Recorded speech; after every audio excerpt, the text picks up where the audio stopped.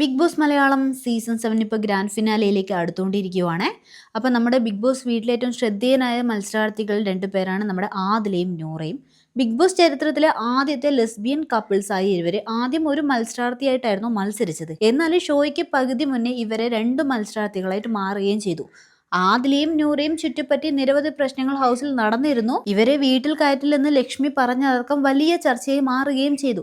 Negative ഇമേജുമായി ഹൗസിനുള്ളിൽ കയറി ഇവർക്കിപ്പോൾ ആരാധകരും ഏറെയാണ്. നെഗറ്റീവ് ഇമേജുമായിട്ട് ഹൗസിനുള്ളിൽ വന്ന് ഇവർക്കിപ്പോൾ ആരാധകർ ഏറെയാണ് കേട്ടോ. പൂമ്പാറ്റകൾ എന്നാണ് ആദിലയും നൂറയും ബിഗ് ബോസ് പ്രേക്ഷകർ വിശേഷിപ്പിക്കാറുള്ളത്. ഷോയിലെത്തിയ ശേഷം ആദിലയും നൂറയും തമ്മിലുള്ള സംസാരവും ചില അസ്വാരസ്യങ്ങളും എല്ലാം ചർച്ചയായിരുന്നു.